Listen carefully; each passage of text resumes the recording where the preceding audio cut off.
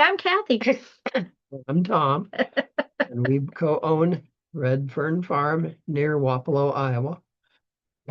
Um, Guess we can go to the next Oh, you slide. just click because I was thinking I would go to the next slide. But yeah, by the way, we are husband and wife. We've been married since 84. We bought our property, which a map will be showing up shortly, back in, man, 1986. 86. We'd only been married 2 years when we moved to Louisa County and managed to find that lovely funny shaped property on the right, outlined in orange.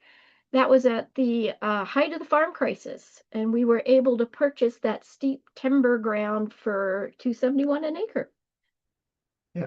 And then around 2001, actually, I think we added another 31 acres for just under 2,000 an acre. Okay. Next. Next slide. And this is what our ground that we first bought looked like. I mean, it was steep. It has what slope? G? Mostly G slopes. Even the cattle didn't like, which is why there was some nice tension because there were still trees that the cattle didn't like standing on it. You could go to the next And slide. we did try and apply some agroforestry practices there, but it was too difficult to access and manage, and we had to kind of give up on it for a while. And then our neighbors sold us this property where they had planted, following our advice, some chestnut trees. And the chestnut trees didn't grow well. This is an example of what uh, let's see, 9-year-old chestnut trees look like if they don't get any care. They were planted into alfalfa and brome because it was used as a hayfield, and they got a little bit of mulch at the beginning, and then not much care otherwise. They survived, Okay. many of them, but we started mowing and running chickens underneath. You can go to the next slide. We still didn't have tree shelters available at that point, but we started mowing, putting on shelters, pruning the trees, and this is what it looked like about 5 to 6 years later. We had a field day out there. We were very proud. Go to the next slide. And we continued to keep pruning and mowing. And this is 2018, as you can see. Look at the size of those trees. We're very, very proud about it. Go ahead and go to the next slide. And so now we have got all that ground planted to, well, pretty much all that ground Yeah, planted to pretty much all trees. of it. Where it was straight chestnuts, but where the chestnuts died, we interplanted heart nuts, persimmons. Yeah. I say we, 75 but species of fruits, nuts, and berries. And most of them will never be commercial. A few of them might be commercial someday, but most of them probably never will be. Uh, but it's a beautiful farm. It's really cool. And there were not trees there. Well, there were trees there well, when we bought this, but in they the were kind of forested little. areas, Yeah, right? it's so we always like to say, well, yeah, we planted these trees. Go ahead and go to the next slide. And we did start marketing mostly for U-Pick. So this is the farm entrance to that property where all the trees are. This is what it looks like in August. Go ahead and go to the next slide. And then as U-Pick season starts up, Yeah, it gets busy. go to the next slide. And this middle field is one where Grove. oh, thank you. It's a Yes, grove. grove. We don't call them fields, groves of trees. Yeah, and here we have interplanted chestnuts and pawpaws alternating within the row, and then between the tree rows, there are rows of honeyberries. And in other parts of the farm, we have oh, heart nuts, Asian pears, uh, cornelian cherry, and a few other things. Go ahead and go to the next slide. What's this supposed to be? Okay, that's kind of weird. No, we already passed that one. So we have in that field you just saw, we actually have a lot of multiple crops that we're already harvesting. Go ahead and go to the next slide. We get chestnuts and pawpaws we're harvesting, hopefully eventually honeyberries. We were hoping to get a lot of Rona berries. You can go to the next slide if it shows We up. won't talk about it. Yeah, we're not gonna do it. And when people show up to our farm, we take them out with guides. And in fact, there's Katie Hofstetter up there. There's me with a group. So our guides will take the people to a specific area of the farm. We make sure they know how to like judge ripeness of American persimmons, that they get a taste of And pop. pawpaws. Yeah. Whatever they want to pick, we show them how to do it if they need it. So we're doing it by reservation. People call us ahead so they can make sure they get a spot, that the crop they want to harvest is going to be available and in the amounts that they want as well. Yeah. So it is by appointment. Go ahead and go to the next slide. You tell, we just kind of, okay. And now some of the crops that we have. So by far, our biggest, most important crop is chestnuts. That's what produces the bulk of the revenue for the farm. More important than all the others put together, in fact. It's most of our customers are from parts of the world where chestnuts are already known and loved, um, especially Eastern Europe and pretty much most of Asia, excluding the Indian subcontinent. Okay, Go ahead and go to the next slide.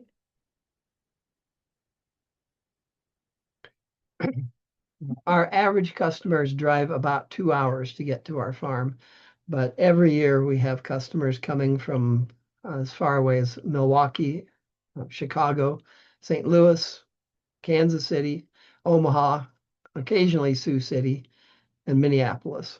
And if you're in a rural area and you think, well, there's no near towns big near me, well, that's us too. There are 12,000 people in our county. Our nearest town of, how big is Muscatine? 40,000? That's Well, no, 20, Muscatine 20,000. is 20,000. It's 20 minutes away, 30 minutes away, and hardly anyone comes from there. Our biggest draw is from Iowa City, which is an hour I would drive say away. Cedar Rapids, Des Moines, and Ames is where We- most of our customers. We do have customers saying, well, are you sure that this will be happening? Because I'm coming a whole hour away, and I just laugh. Because, you know, we have people driving 2 and 4 hours. Like, you're a nearby customer if you're an hour away. But And 2 years ago, we had customers come from San Francisco, New York, Boston, and Miami. and you can do that. Next slide. We love chestnuts. Chestnuts are great. They do have to be picked up frequently, every day. And then our next love is pawpaws. Pawpaws are our second most important crop, a distant second after chestnuts. For those of you who aren't familiar with pawpaws, it is a native fruit, native to Iowa, native to our county. It's the largest fruit native to North America. They're about the size and shape of a potato, a baking potato. Most people describe the fruit as like a cross between banana and mango. And the texture is pudding or custard like. And you might be curious to know why a fruit that sounds that good isn't widely known and widely available. But the biggest reason is they really don't store or ship very well. Go ahead to the next But slide. that makes them very well suited to a U-pick crop. The customers who come are excited to harvest, and they will take home between 5 to 100 pounds of pawpaw. Sometimes more than 100 pounds even. And some of our the cultures, I'm not sure if it was not people from Vietnam, actually want them hard and pick them unripe. We're always like, those are ripe. They're like, no, no, this is what we want. And it's like, okay, that's good. But a lot of our chestnut customers who are from other parts of the world where pawpaws are unknown are our most enthusiastic customers for pawpaws, even though they never had them back in the old country. Because they taste tropical. They're kind of exotic for Iowa. They're known as the prairie banana, the poor man's banana, Indiana banana, Iowa banana. Canada banana. Okay, Next okay. slide. No, wait. No, sorry. Another big benefit of pawpaws is the pawpaw is a natural understory tree. They grow and produce fruit in the shade of bigger trees in their natural habitat. And that means they can be grown underneath the canopy of chestnut trees without taking anything away from the chestnuts. And yet they'll still produce, oh, I'd say between 50% to 75% of the crop they would produce if they were in full sun. So the chestnuts give us 100% and the pawpaws give us another 50 to 75%. And that adds up to 175% from every acre. Getting 100% is hard enough, but to get 175% is It's happy for our customers exceptional. that they can now all over the farm harvest both chestnuts and pawpaw, because we used to just have two smaller pawpaw patches, and now more pawpaws. Yeah, we have almost one pawpaw for every chestnut on the farm now, although a lot of those are not in production yet. Oh, and prices. We charge $3 a pound, right? $3 or is it $4 a pound now? I think We charge $3 to $4 a pound yeah. for people to come and harvest our pawpaws. The chestnuts we are charging the cheapest you can It get. averages about $4 a pound. $3.50 to $4.50 a pound. The lower price weekdays, higher price on the weekend on the chestnuts. Okay, Yeah. next. Or when we're talking to farmers in terms they can relate to, with the chestnuts, the chestnuts can produce up to 100 bushels per acre and then sell for $200 a bushel. For those of you who can still do math, you'll find that beats corn and soybeans. Next slide. So, and we sell a lot of pawpaws. Also, another popular fruit on our farm is Asian pears. My goodness. So Asian pears grow a lot like apples, but they're way easier to grow than apples. We don't need to spray them to get good quality fruit.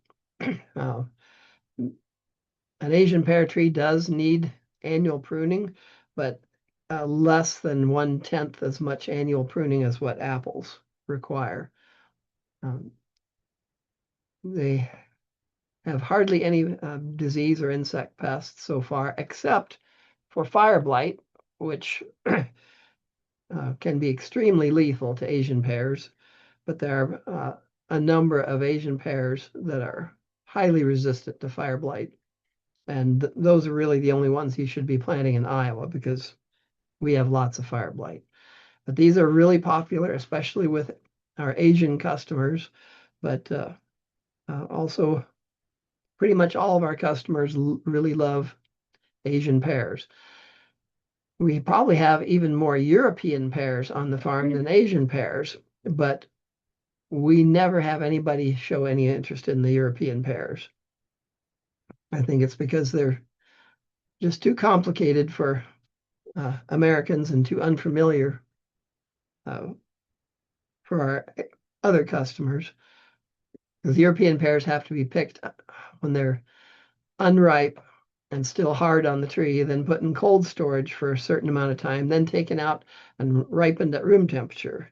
Whereas the Asian pears are ripened right on the tree.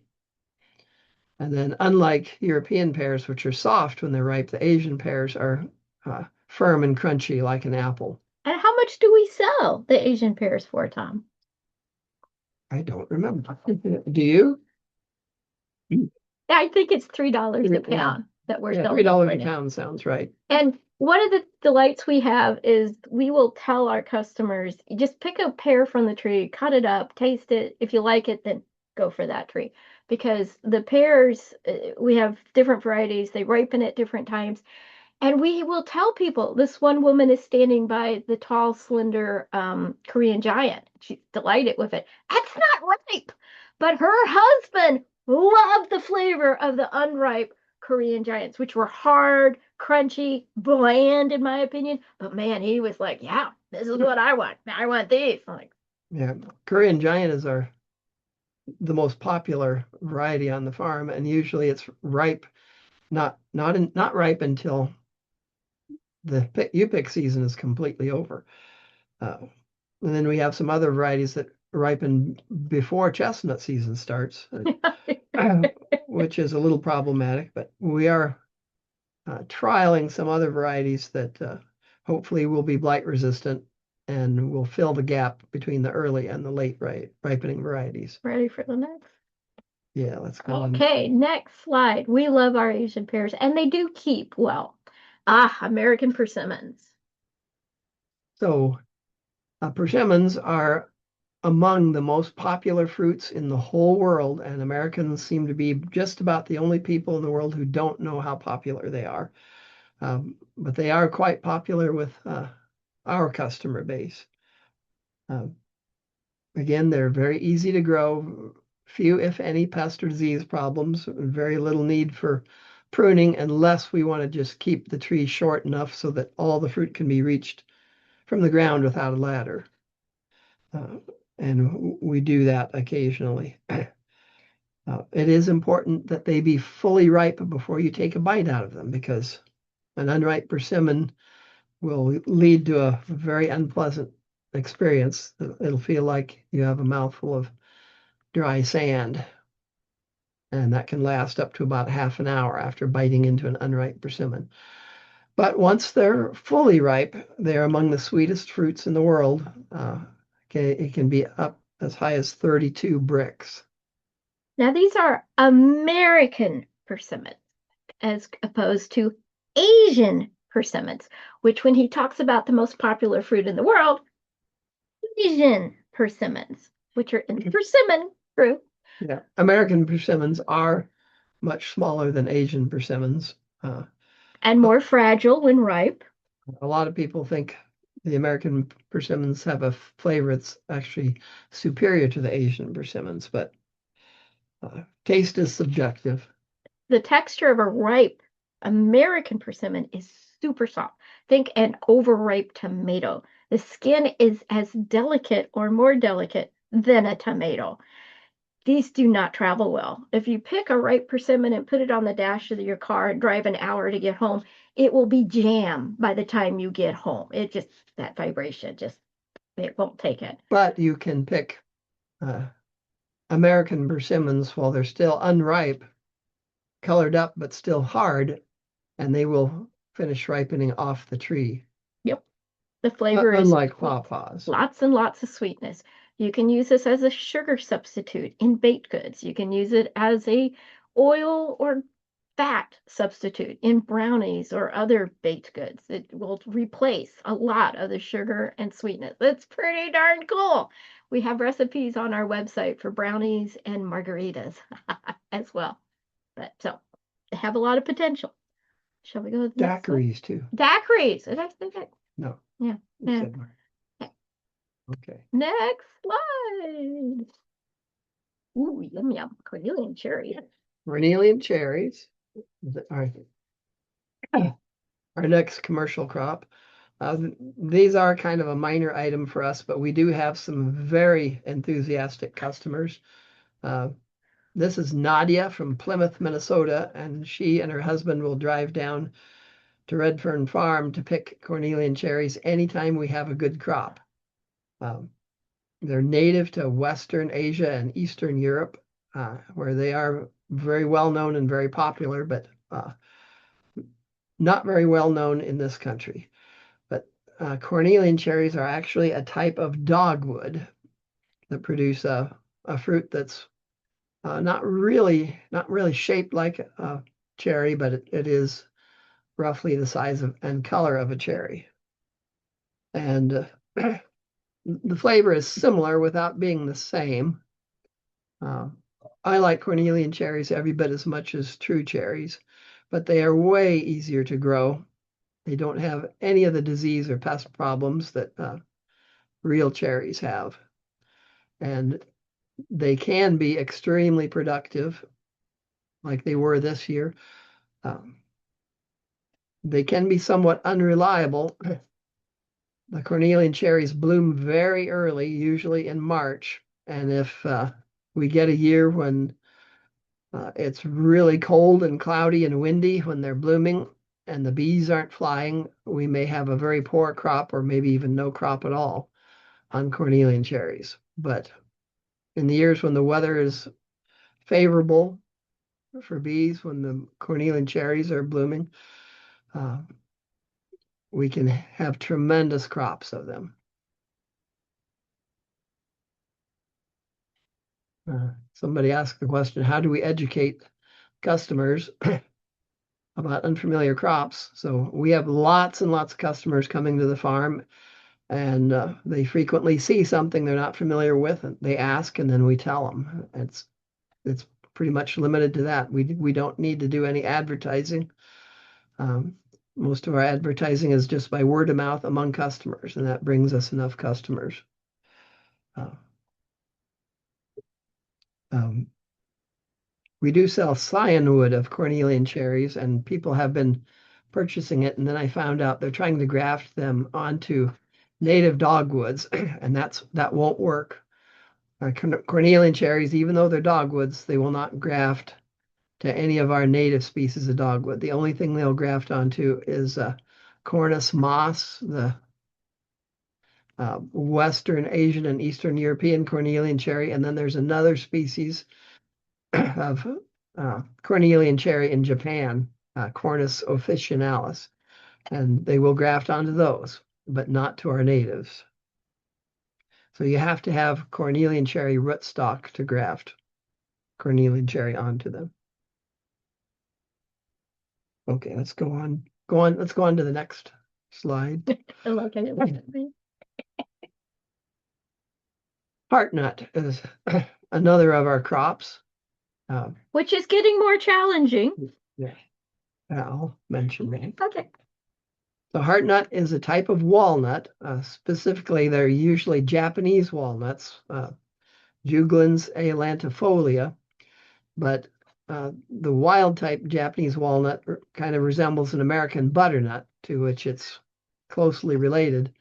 Kind of an elongated, somewhat spiny nut with a really thick shell, hard to crack and hard to get the kernel out.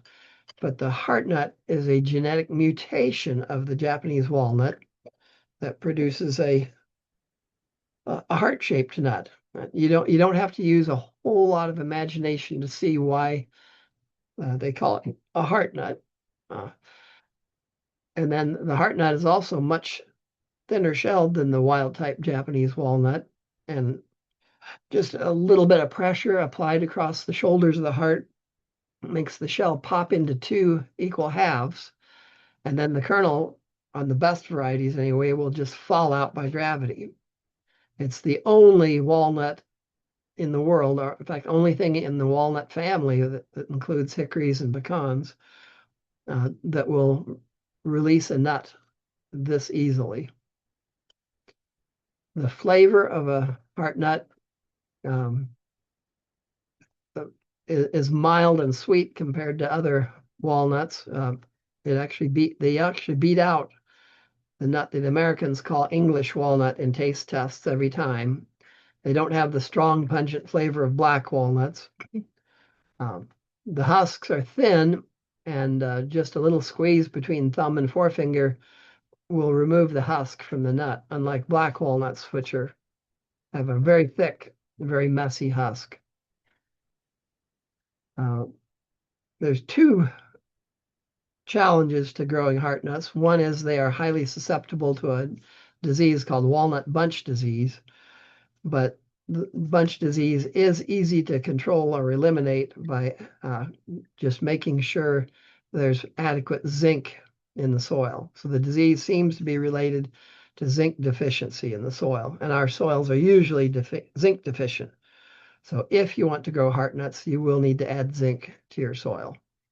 And the other, even bigger challenge we're having now is that squirrels really, really love heart nuts, and they will start harvesting them in July, 2 to 3 months before they're ripe. And it's becoming increasingly difficult to control the squirrels enough to actually harvest a crop. And for the last couple of years, we have not been able to get very many heart nuts just because the squirrels get them all way before they're ripe. We eat a lot of squirrel now. But what would you say weather? And they're heart nut finished squirrels. Yes, yes. But how do you think weather is also affecting the heart nut? Yeah, weather is another challenge to heart nuts, although if you cross heart nut with American butternut or Manchurian walnut, you can get a tree that will still produce a heart nut, but is much more cold hardy. But we have had a lot of dieback on our heart nuts the last couple of winters when we had very dramatic plunges in temperature from highs in the 60s and 70s to 20 below zero in just a couple of days, 2 winters in a row. And it set our heart nuts back, except for the hybrid heart nuts, which didn't seem to suffer any damage and also seemed to be very resistant to bunch disease. Now, if we could just breed the heart nuts so they had a spiny burr protecting the nut like chestnut does, that would be really, really good. And maybe phase it so that a human being has to collect it and open it, take out the nut. Instead, they got that nice husk. Ready for the next slide? Yes, let's go to the next. I hope you all are saving up good questions. Okay. Honeyberry is for us still an experimental crop. We're still trying to figure out how to grow them well. And we don't do U-pick on honeyberries yet, but it is a promising crop. A honeyberry is a native honeysuckle. They're native to North America and also all across Asia and Northern Europe. They're not invasive, unlike the Amur and Tartarian honeysuckle. Very cold hardy. They'll grow all the way up to the edge of the Arctic tundra. They ripen in June about the same time as strawberries. So these could be used as a season extender for people growing other fruits and nuts. The bushes have a growth form similar to blueberries, and they kind of resemble blueberry bushes, and the fruits kind of resemble blueberries, except they're usually somewhat elongated. The flavor is like a cross between a blueberry and a black raspberry to me, but The again, ripe ones. flavor is subjective. One benefit of honeyberries versus blueberries is they're much easier to grow than blueberries. They don't require acidic soil to grow. They'll grow on neutral soil or slightly acidic soil. Pretty much any soils in Iowa will grow honeyberries, except for the really sandy soils, maybe. One challenge of the honeyberries is they turn purple up to about a month before they ripen, and they which tricks people into picking them when they're unripe, and also birds will start taking them as soon as they turn purple, and they really have to have some kind of protection from birds, or every last one of them will be all gone before they ever get a chance to ripen. But for people who get a chance to pick them, they are very popular. Hopefully this will be an important crop for us someday in the future. But next slide. Yeah. I laugh because this is the last year I got to eat a lot of gummies. Okay. Gumi is another minor fruit. They're not commercial for us, but this would be another season extender. They ripen about the same time as black raspberries, so late June, early July, just after honeyberries. The gumi is a close relative of autumn olive and Russian olive, but unlike those two, these don't show any sign of being invasive, and the fruit is much larger and better than autumn olive. They taste kind of like a cross between a cherry and a tomato. And that makes sense because they're very high in lycopene like a tomato. They're also really high in vitamins A, C, and E. Very low maintenance, no disease or pest problems, except birds will pick at them a little bit, but they don't strip the bush bare like they do with cherries. One problem we've had with them is that when we get a really harsh winter, they will freeze back, but they recover quickly. And by the end of the growing season, they seem to recover completely from their freeze back, which is unlike some of our other non-commercial crops. We have had people come in and pick these. when these are ripe, they're the only thing on the farm that's ready to pick, but we do have people who will come and pick them when the opportunity presents itself. Eventually, we hope to have something available for people to come and harvest. But so it could be going from honeyberries to gummies to cornelian cherries into the big guys, which would be the persimmons, pawpaws, and chestnuts all at the same time. Right now, our big U-pick season is when the pawpaws, chestnuts, persimmons, heartnuts, Asian pears are all ripe September to October. So right now, we're mostly eating this stuff. Yeah, and some of the things we grow are strictly for our own use, especially things that are really hard to grow and don't sell for a good price, like apples. We don't sell apples, even though we grow a lot of apples, but we don't sell them because it's too much work for too low pay to sell Next slide. them. Kusa is another dogwood that produces an edible fruit. It's Cornus kusa. Um, this is probably the oddest fruit we grow in the farm right now. Um, Just keep going. yeah, yeah, we'll have time for questions at the end of the session, I think. Um, I really like Kusa, but I have no illusions that this will ever be a commercial crop. It's so weird. The flavor reminds me of mango. Both flavor and texture reminds me of mango a lot.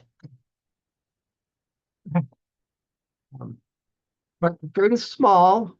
The skin is really thick, tough, leathery, and gritty. So to eat this fruit, It's exciting. you have to bite a small hole in the side of the fruit and then squeeze the fruit, squirt the pulp into your mouth, and then use your teeth to filter out the seeds. Uh, no matter how good it tastes, that's way too much work for most U-pick customers. Um, Hmm. Another serious problem with this is, like the gumi, they're not quite cold hardy enough for our area. Uh, in the winter of 2013 and 14, uh, all of our kusas froze clear to the ground and then resprouted from the roots. And now, 11 years later, they're just starting to recover enough to start bearing fruit again. So, unlike the gumi, they just don't recover quickly from cold damage. I am hoping that some seed that I collected from Kusa growing in Dubuque, Iowa, will be significantly more cold hardy than what we have now. But ask me again in 7 or 8 years and I'll be able to tell you. Next slide. Kiwi berry. This is another experimental crop on our farm in that well, we've been growing kiwi for more than 30 years, but never really thought that they would be commercial uh, until PFI member Jeff Sindelar let us know that they can be commercial. And so we are in the process of uh, putting in a planting of kiwi. A kiwi berry is not exactly the same as the fuzzy kiwi that you see in the grocery store. The fruit is about the size of grapes and the skin is smooth. So the skin is edible on these. You don't have to peel them to eat them. They seem to be plenty cold hardy here. They grow very vigorously. In fact, some shoots seem to grow as much as 4 feet a day. So they do require some pruning to keep them under control. They also need a very strong trellis. So they need a trellis that's strong enough to support a 200-pound man climbing up on it. Did he say some pruning? Yeah, we have kiwi vines growing on our porch, and they get severely pruned every year because Kathy likes to be able to see off of our porch for some reason. We had a barbecue grill in the corner of our porch. We used to grill every week. every Friday. And every week it was a take about a lot of pruning, 10 minutes of pruning to free it up from the kiwi vine because it had wrapped itself around again. We warn people, do not stand near the kiwi for more than 2 minutes because you might have trouble getting away. But yeah, it grows. My goodness, does it grow. That enough on kiwi? Oh. You want more on kiwi? You can do more on kiwi. Well, I guess we could talk about some varieties. Yeah, there are some new varieties of kiwi that make the old one that we have maybe obsolete. We grow the variety that's called Anis nanea. It's a Russian variety, and the biggest problem with it is most people can only eat maybe two or three of them, uh, or else they will. It's a laxative. Yeah. More than that will have very powerful laxative effects. We keep it in our digestive medicine drawer. These are freeze-dried kiwi. But there's a new variety called, let's see, now, I think it's officially called Michigan State. It produces a fruit of twice as large as the Anna variety, but apparently doesn't have the laxative effect that the Anna does. So, and then there's some new ones like Ken's Red and Hardy Red, which isn't hardy, and Geneva 3, which is a promising new commercial variety. And we're trialing all of those. Okay, I think that's enough about kiwi, right? Yep. Okay, next slide. So to getting back to our U-pick, once the people have been guided out and they've had their joy of picking and harvesting, they come back to this lovely little red shed where we will weigh them out. And then that's where we get to collect the money. And we give them recipe sheets, and some of them end up on the leaderboard if they picked more in poundage than anyone else has so far that year. And sometimes we get to take their photos too. Yeah, so there's a picture of a woman pointing to the leaderboard and the 236 pounds of chestnuts she picked that day. She was proud. Uh, Next slide. Next slide. And we also, the last 4 or 5 years, we've been having our son. it's been a while now. eight years. Well, that Garrett was there. So we were happy to be running these sheep now on the farm, and they are our weed and feed program because they won't, for example, they don't eat pawpaw trees like the sheep. That's the upper right-hand corner. You can see one sniffing or looking at a red blossom. They also, a 5 foot tall tree shelter will protect any tree we want protected from the sheep very effectively. They will eat on things like spicebush. They love honeyberry, which has been a problem for us because honeyberry is growing as a low shrub. So we are struggling to keep the sheep from eating on the honeyberry. But otherwise, we are extremely happy. We have to keep the sheep away from honeyberries. And we're using. But we run the sheep under the trees about 8 months out of the year, right up and usually until mid-December. And then as soon as they're forecasting a major winter storm, we move the sheep to a pasture close to our house and feed them hay through the winter and then move them back out under the trees in the spring. Our son is moving them every 1 to 2 days. And the only fencing we have is poly netting, and you can see some of it there where the people are standing. Yeah, they're moved almost every day. The only time we would ever leave them 2 days on the same paddock is when the paddock is thick and lush enough that it really needs 2 days of grazing, but that's pretty rare. In the center photo here, you can see the sheep are leaving a paddock that they grazed the day before and entering a new paddock, a lush green paddock for the day. And you can see the difference in the amount of vegetation. So the sheep actually have reduced our mowing expenses by about 95%. We used to have to mow pretty much all day, every day from April to October, and now we only mow in September. And our son is the one who used to mow, and he says he is happier running the sheep. And we pay him to run the sheep under our trees because of the mowing and the fertilizing they are doing. They're even pruning on the lower basal sprouts that are coming up on the chestnut trees, which is also a benefit to us. Yeah, the sheep are usually on any given area about 3 times a year. And each time they're on an area, they produce a tremendous amount of fertilizer and they spread it and they do it all for free. It's really nice. And our son is not doing any direct marketing. We're about an hour, 15 minutes away from the Kelowna sale barn. And when he's ready to haul, he'll watch the website for Kelowna. And when the prices look good, he will take up a load of lambs up there. And it's mostly lambs that we're selling. He is selling, excuse me. It's a staffed enterprise. It's kind of nice. Next slide. We're at the end of our presentation. So I'm going to bring up the chat so I can see that we have some questions. Hold on. There we go. Okay, so I'm going to scroll up. So we're looking at the first question. There we go. Tom, when you say most of the tree species won't be commercial, what do you mean? Yeah, when I say most of the species aren't commercial, what I mean is either they're too hard to grow or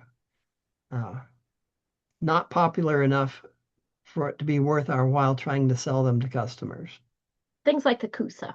It's not working out. And the Arona berry. We were getting a lot of Arona berry. Nobody wanted them. No, it was sad. Yeah, we still have Aronia berry. I didn't mention them because we actually offer our Aronia berries for free to anybody who wants to come pick them. And we have lots of people on the farm wanting to do U-pick every year. And we manage to give away usually 1/2 to maybe up to 2 pounds Now, a year. he says that, but we do charge an entrance fee when you come onto the farm. For some of the hard to pick things like Cornelian cherry, hazels, aronia, we will ask for between $15 to $25, and then you pick whatever you want. Just go out for black raspberries. You don't have to weigh out because we know that's going to take you a lot of time, and we feel like it's not worth our time to weigh out the 5 pounds you maybe got, which we would charge you $3 a pound for. We'll just take your $15 right now. And if you get more than 5 pounds, good job. But people don't want to U-pick Aronia berries even for free. And the next question is, what cultivars of chestnuts do you grow? Nice question.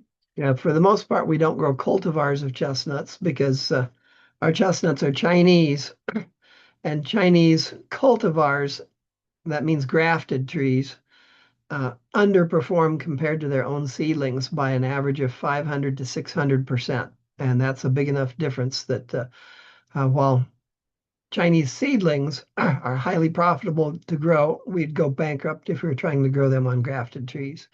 But that said, the best parent trees for the seedlings include Qing, which is spelled Qing, Moss Barger, Mossbarger, Gideon, Peach, and Auburn Super. And there are other good ones, but those are our best performers. Okay, you need the hold on. Let's see. I think the next question down was, how do you educate potential customers? I already answered that one. On the fruit, and they are already interested in the fruits and nuts when they're calling us to come. Well, but for the new ones, they just see them and ask about them. And then we will teach them, handing them the fruit. Okay, recommended sources for gumi and honeyberry. Okay. Let's see. For honeyberry, I would say Honeyberry USA in Bagley, Minnesota. And for gumi, you could try Rain Tree Nursery or One Green World Nursery or Burnt Ridge Nursery. I think those are all in Washington or Oregon.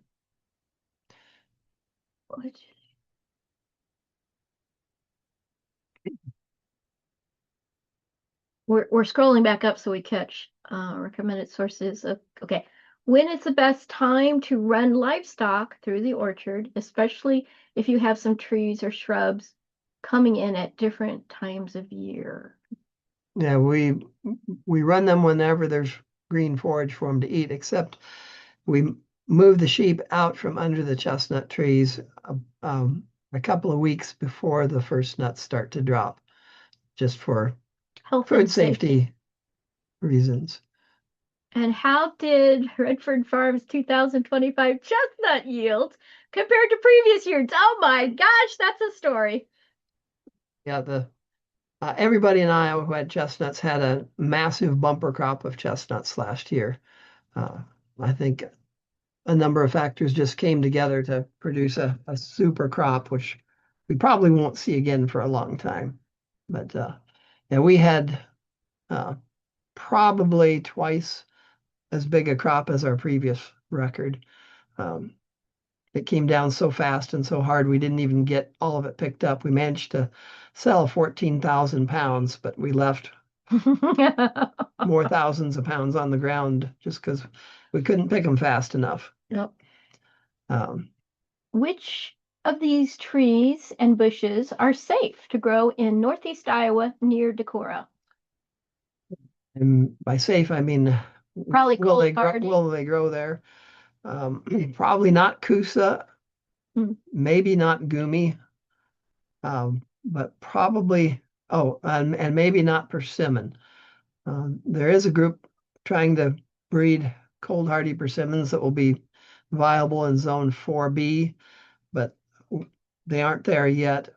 And yeah, I don't think persimmons are ready for Decorah. But pawpaws certainly, chestnuts with the right genetics, certainly. Uh, heart nuts with the right genetics, Honeyberries would be honeyberries awesome. for sure. Uh, uh, cornelian cherries for sure, yes. Elderberries. We don't grow them commercially here, but We didn't mention elderberries. yeah, but you could grow elderberries. Okay. And how many trees do you plant when you do a trial on trees? Yeah, Okay. that depends on the species. Our kiwi trial has 32 females and 6 males. Uh, but yeah, a trial just depends on the species, and we have a lot of species. So more than one. And what varieties of kiwi and Asian pear varieties do we recommend for Okay. Iowa? Kiwis are experimental for us, but yeah, certainly Michigan State, or uh, I think it has an alternate name, something like giant or huge or large or something like that. Probably Geneva 3. Asian pear varieties that are Mm. known to be highly blight resistant include Korean Giant, Surrey, which is spelled Seuri, Suli, which is spelled Tsuli, and Shinko, which is spelled just like it sounds, Shinko. We are trialing a bunch of new varieties of uh, Asian pear. We won't really know whether they're blight resistant or not for a few more years. And are we selling seedling trees still? We do not No. sell, we are out of the nursery business. We're concentrating on harvesting now. Yay. How many of these need pollinizers? I'm trying to think of what doesn't need a pollinizer. Oh, that's Gumi maybe. chestnuts need a pollinizer. That might be wind. They, Okay, okay. wind is one of the pollinizers for chestnuts or pollinators. Okay. Yeah, almost all crops need uh, pollen from a different tree. They're not self-fertile. Mm. They're just a few exceptions. On this list, Gumi is an exception. Gumis will produce a crop without pollen from another.